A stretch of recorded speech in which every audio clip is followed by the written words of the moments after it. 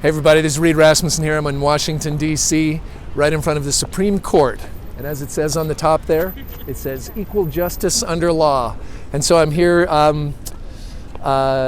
exercising my right as an American citizen to speak to my representatives here. And today, as part of National Association of Health Underwriters Capitol Convention, we had some meetings with our representatives. I happened to be able to meet with one of my House of Representatives who's a Republican and one who's a Democrat.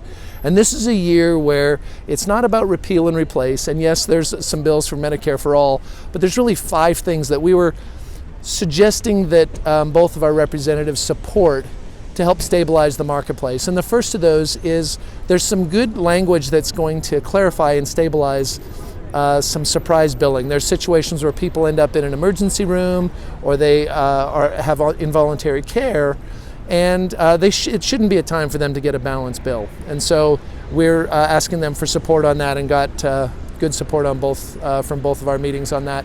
The second thing are some things around Medicare that we can tidy up and clean up, including allowing COBRA to be considered creditable coverage for Medicare, which it absolutely should at a time when more and more seniors are working past 65.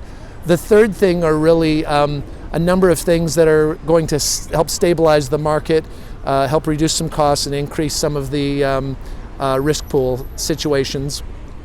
The fourth thing is that, hey, probably not a surprise if you've seen any of my writings or heard some of my opinions after having been under a Canadian system, and that is that we're not in support of Medicare for all, one-size-fits-all system.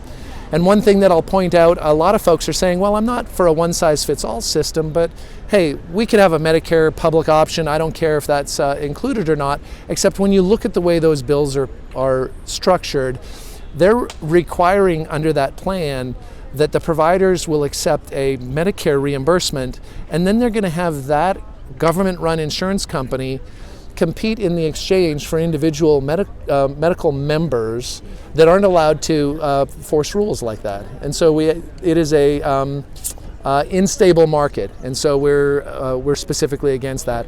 And then we're thankful because the fifth thing is we're thankful because at the end of the year, the government repealed the Cadillac tax and the HIT tax, which just would have completely unstabilized the market. We've known for years that is some issues that need to be removed from the Affordable Care Act, and that was done. So big success this year.